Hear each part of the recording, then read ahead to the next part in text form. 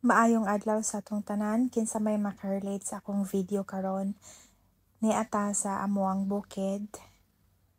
So karong kahaponon magbubo ta kay daghan kaayo mig tanom diri sa balay, bulaklak, gulay, panakot, daghan kayo tanom ako mama unya dili na ni siya maapas og bubo niya man kay arang kada ko gyud ni among space sa amoang balay. So since kay nagbakasyon man mi, tagtabang-tabang ko kay summer pud ni siya nga time, ang mga tanom nangamatay na gyud.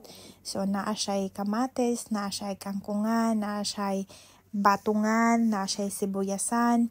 Ang mga sibuyas gipang ulod na lang kay wala na apas og luto, wala na apas og butang sa pagkaon mo nang amo mga silingan dere mo na gyud sa moa og mangayo sa iyang mga tanom na ay siling nga dagko og tanang klase sa sili naa sa dere sa balay.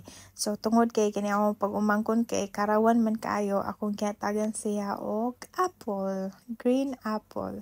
No, it's tomato bitaw. Giganahan man siya kay tungod kay wala pa man siya ngipon. Ako lang giingkipan og gamay kay duha ra pa man ni iyang ngipon god. Wala pa ni siya nagtuig actually. Ay nagtuig naman siguro ni siya mo nang akong gihatagan siya nako og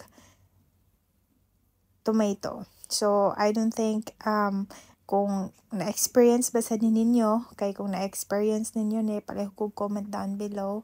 And then ang asawa sa ko igsuon nagbanggod og lubi lagi pang kaon na mo wa pa niabot sa kusina na hurot na og hangtod sa nahapon na lang sige gyapon kog pamubo nya nagpadaop ko gamay kay arang daghanang lamok niya. By the way, kining amo ang area dere tungod kay si mama raman ug akong igsuon nga isa ang nahibilin, daghan kayong tungaw mo nang magmaahay gyud kag taman kung magsuroy-suroy ka dere unya wala sad ko nag short og mugbo kay kabalo ko nga daghan kayong lamok gyud as in.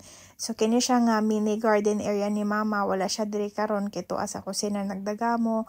And then kini siya sa mga sulom sa una, maka-remember ko nga mga gagmay pa mi amo nang pangpislaton. Og mo din ni siya amo ang lugar.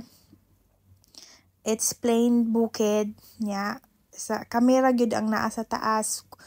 Among balay elevated, wala mi silingan. Naami silingan sa atubangan pero sa among area gyud kay naaman mi sa taas, wala gid mi silingan. Nami silingan sa ibabaw pa pero layo na niya wala po nagpuyo sa mga balay-balay. So mo nang makamingaw gyud kaayo bisan pa og na ako diri sa UAE, mas piliin gyud gyapon nako ang bukid pero problema magud sa bukid no kay lisod ang panginabuhi ba niya.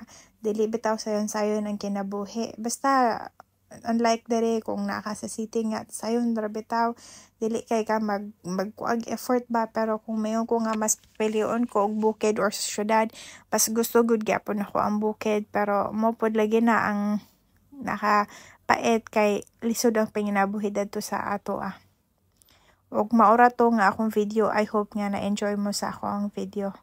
Daghang salamat. Bye!